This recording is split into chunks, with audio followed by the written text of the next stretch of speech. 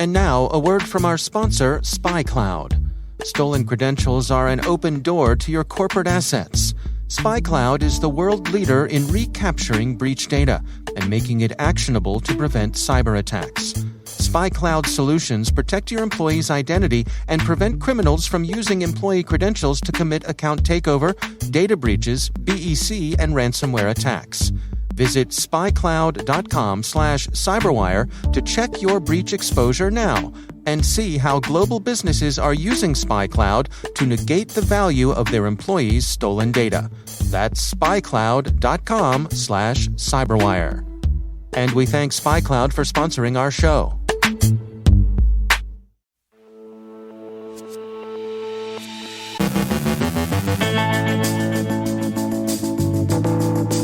GriftHorse will subscribe afflicted Android users to premium services they never knew they'd signed up for.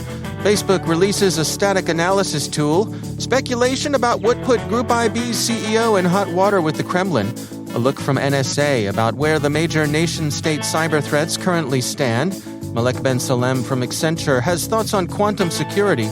Our guest is author and Wired editor-at-large Stephen Levy, who joins us with insights on Facebook's internal research teams and a short census of ransomware strains.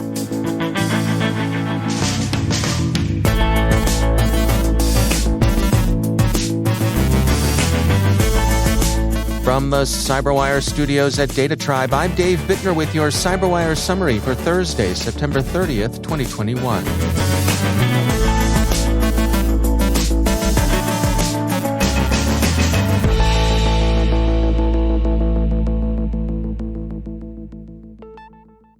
Security firm Zimperium late yesterday described the activities of a massive Android scam campaign they're calling GriftHorse.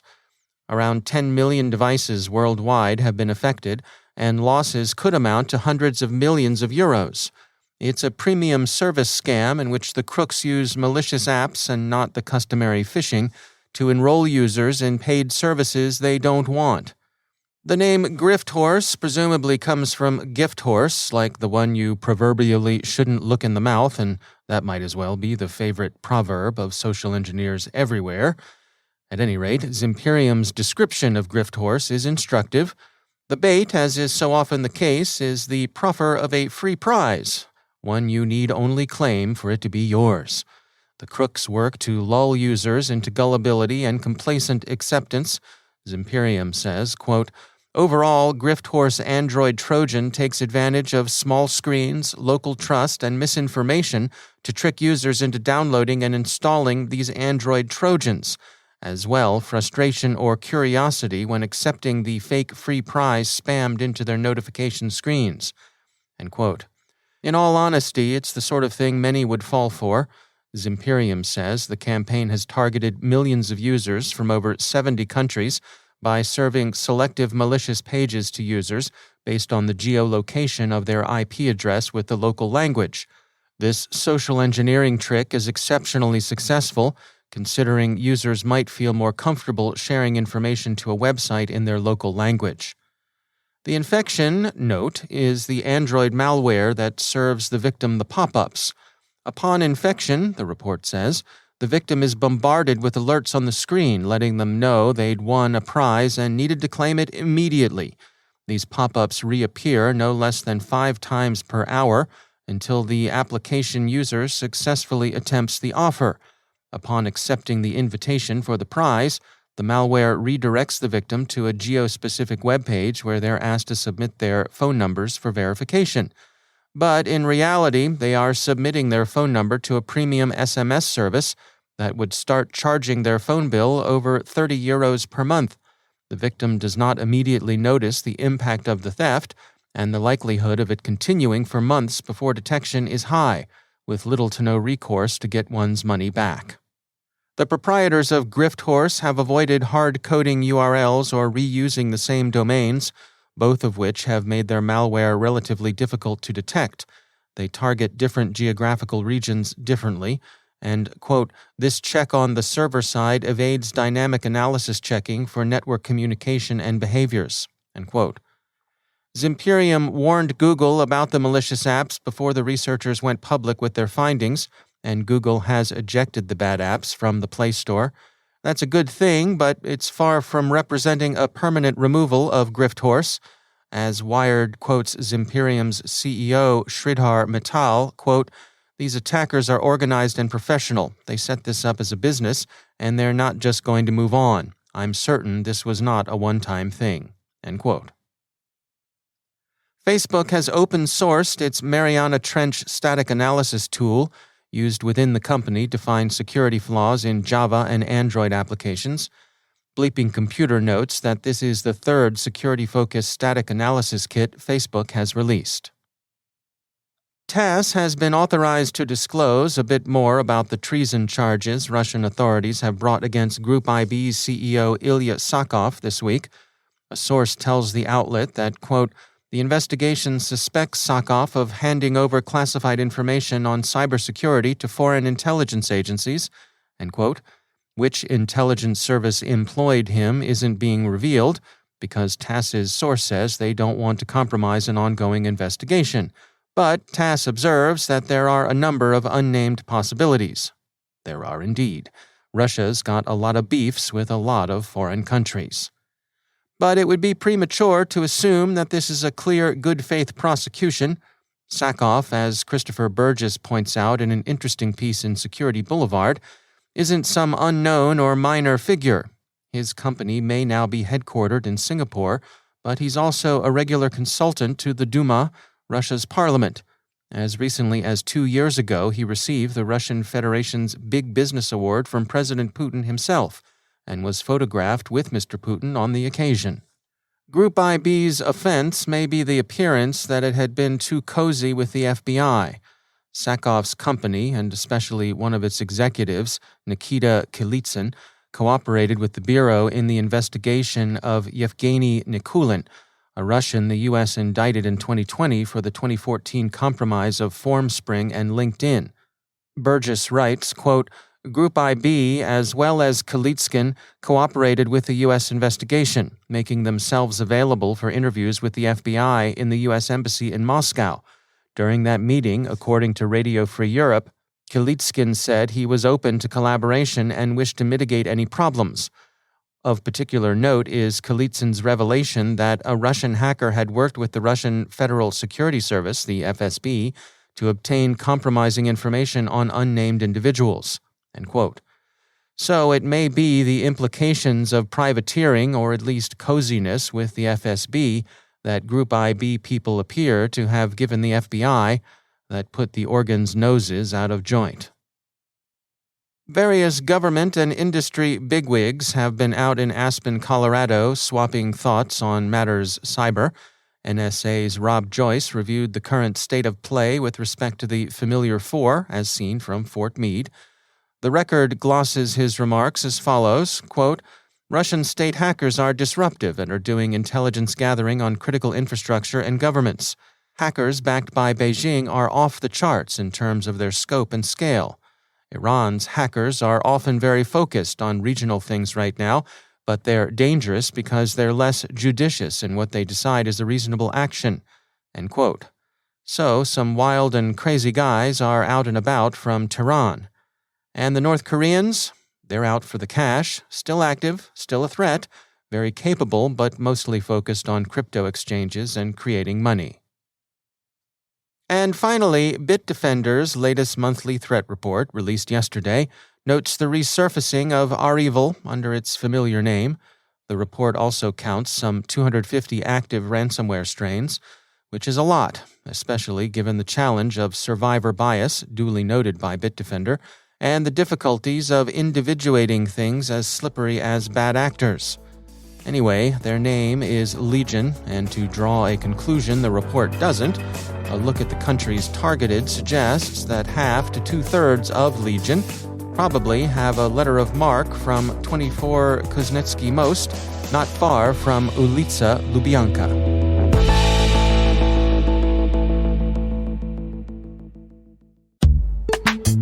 And now, a word from our sponsor, KnowBe4.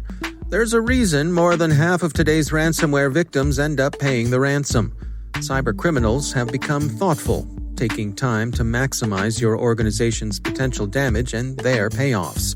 After achieving root access, the bad guys explore your network, reading email, finding data troves, and once they know you, they craft a plan to cause the most panic, pain, and operational disruption.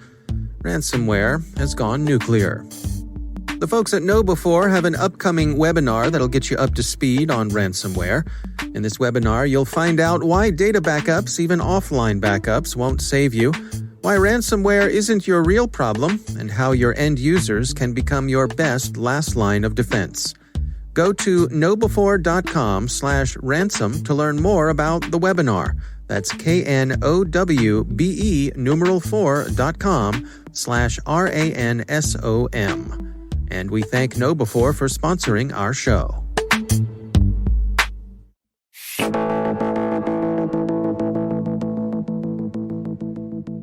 The Wall Street Journal recently published an investigative series examining Facebook, and one of the areas they focused on was the social media giant's own internal research. Stephen Levy is editor-at-large at Wired, where he writes the column Plaintext. He's also author of a number of best-selling books, including his latest, Facebook, The Inside Story. I caught up with Stephen Levy on our Caveat Law and Policy podcast. Well, research started pretty early in Facebook's history. They were watching what people did almost from the get-go, but in 2006, they hired a really bright person named Jeff Hammerbacher to make all the data very easy to search. And he created this infrastructure that allowed them to take the data and do all kinds of research. And they began to hire social scientists and statisticians to make the research in a more organized fashion. Interestingly, research was part of the organization at Facebook that was devoted to growth.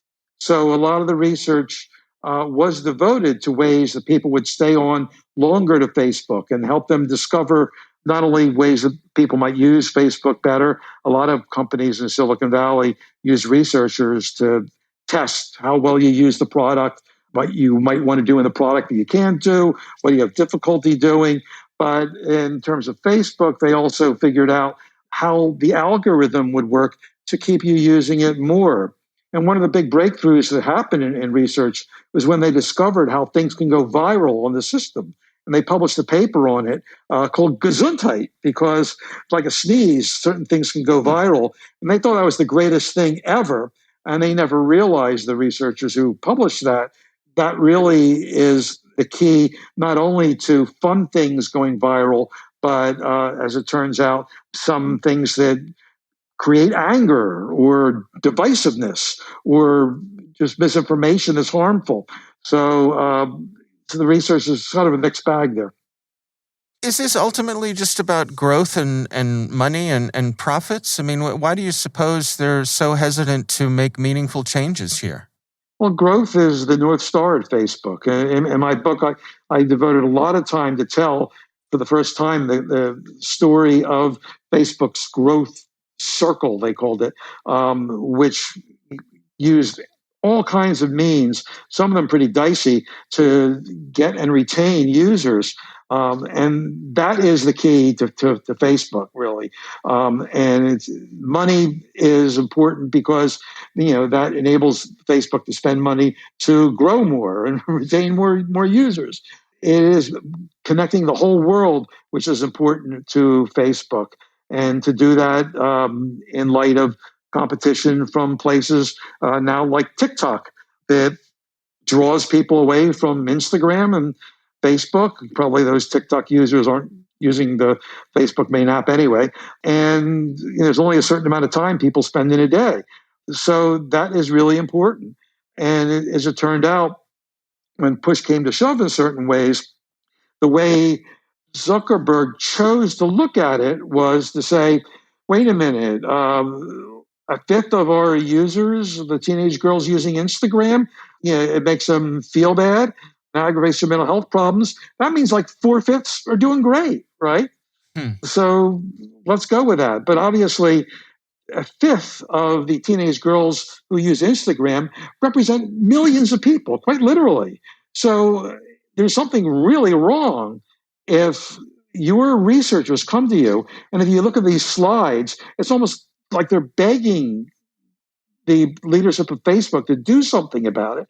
You're saying our product is making millions of teenage girls feel bad, and some of them with mental health problems are seeing these problems aggravated by it.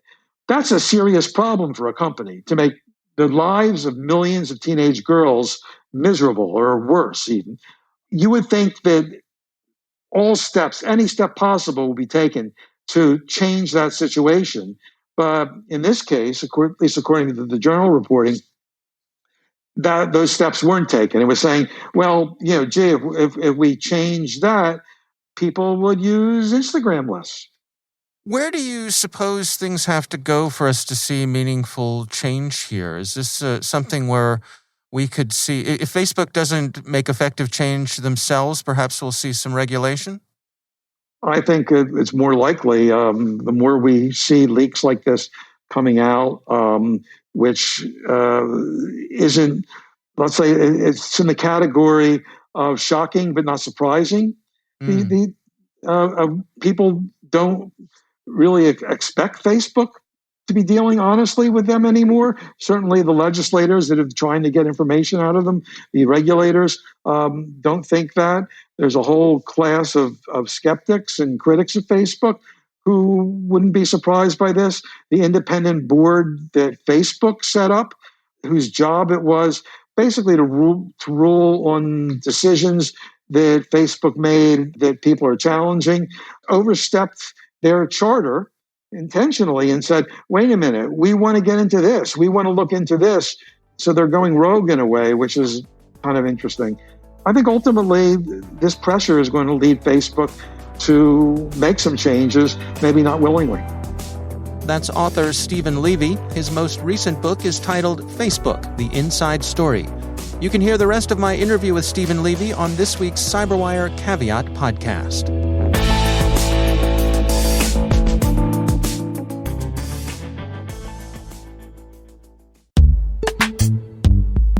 And now, a word from our sponsor, Ningio. Are you still measuring the success of your cybersecurity awareness training program by the number of people who take simulated fish bait? That was yesterday's thinking. Reactive metrics don't provide an accurate indication of a true cybersecurity-aware culture. Instead, it's about proactive metrics that offer deep insight into how your employees are thinking about cybersecurity, what encourages them to report suspicious activity, and how often they are thwarting attacks. That's where Ningio comes in. Through animated micro-learning episodes featuring celebrity actors, Ningio empowers individuals and organizations to obtain the proactive skills, habits, and behaviors to truly become defenders against cyber threats. Let Ningio show you how to create proactive cybersecurity-aware cultures from the inside out. New Ningio episodes release every month. So head over to Ningio.com, that's Ninjio.com, to learn more and watch their latest episode for free. And we thank Ningio for sponsoring our show.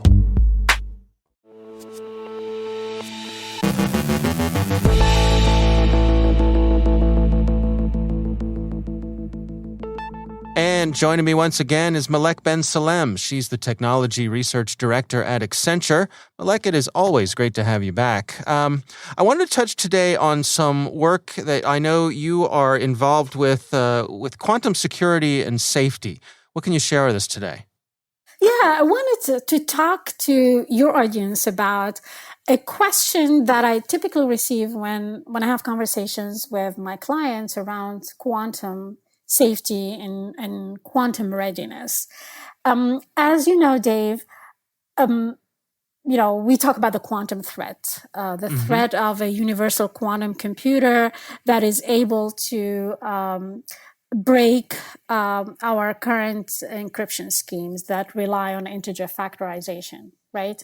And that, so it will be able to break the most popular public key algorithms such as RSA and our digital signature algorithms, etc.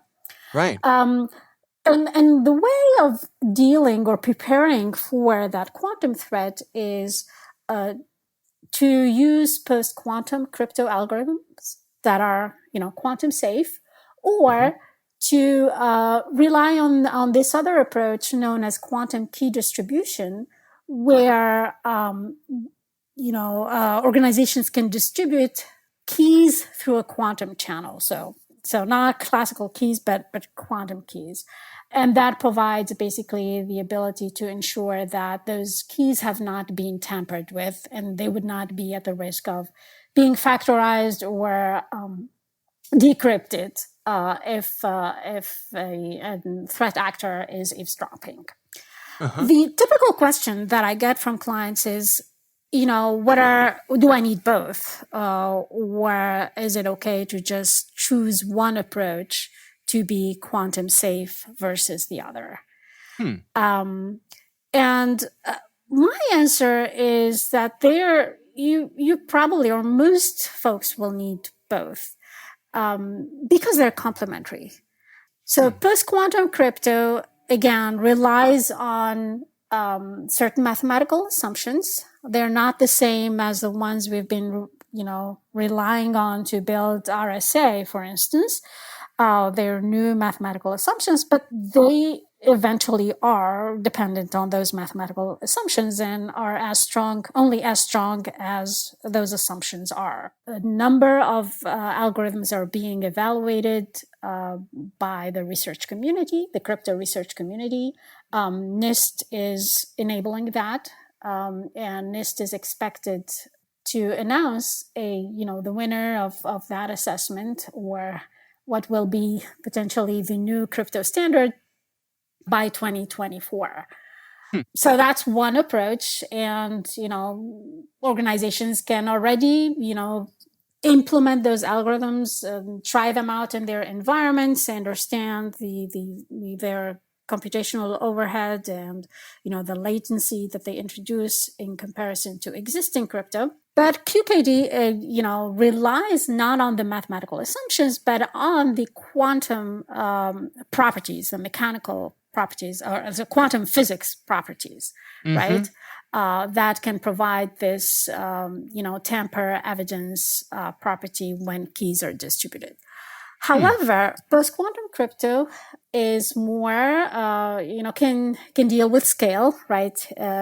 Can be scaled to the scale of the internet, versus QKD has some physical limitations because it's based on a link-to-link transmission. So there is a limited number of qubits that can be transmitted on a line. And so there's basically physical limitations. So that's why I think for companies, for most use cases, you'll need both. And it's also a good practice to defend in layers. So to have both QKD, quantum key distribution, PQC, post-quantum crypto, and also QRNG, quantum random number generation, together, all in one strategy and all in one defense and in-depth strategy going forward. We've been talking about this coming quantum revolution or threat, however you want to look at it, for a few years now. And my recollection is a couple years ago, it was really a hot topic. And it seems like things have sort of settled in and people are taking very practical approaches these days. Where are we in terms of the computational heavy lift versus Moore's law making everything get a little faster? By the time this is ready for widespread distribution, are we going to be in a good place in terms of it not being too much of a burden to transition to? I think that is a great question. Knowing how long these transitions take, particularly crypto, right? Whenever you're changing standards in crypto or changing algorithms in crypto, we've seen this over and over. They take years, if not decades. And I go back to the example of DNSSEC being deployed. We still see DNS servers that are not using the DNSSEC protocol, even though that is a simpler change, right? But now with, let's say, post-quantum crypto, organizations would have to upgrade thousands of applications, right? And certificates and you name it. So again, the transitions take years. So I think if we don't start now, we're not going to be ready, knowing that a quantum computer is expected to be available within 10 to 15 years, depending on whom you talk to. Right. And also because for certain, this harvest now, decrypt later threat, right? So threat actors can, listen on our communications today and harvest all of that data and then decrypt it 10 years from now. So the threat is here. It exists today, and we need to deal with it, and we need to mitigate it as soon as possible. All right. Well, interesting stuff as always. Malek Ben Salem, thanks for joining us.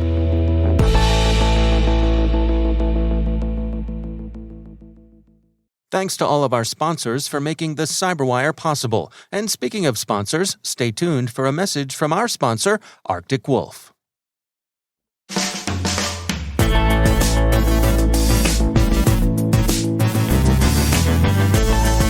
And that's the CyberWire. For links to all of today's stories, check out our daily briefing at thecyberwire.com. The CyberWire podcast is proudly produced in Maryland out of the startup studios of Data Tribe, where they're co-building the next generation of cybersecurity teams and technologies.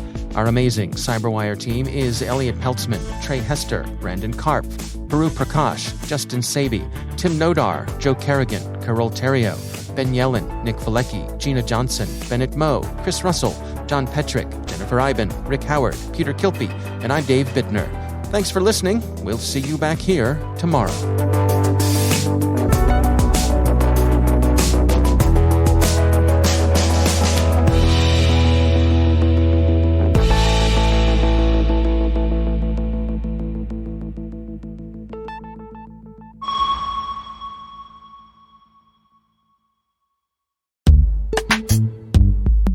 And now, a message from our sponsor, Arctic Wolf. When it comes to mitigating the impact of a security incident, minutes matter. So the question is, how long would it take your organization to detect a ransomware attack? The answer could be the difference between business as usual and devastating consequences to your customers' bottom line and reputation.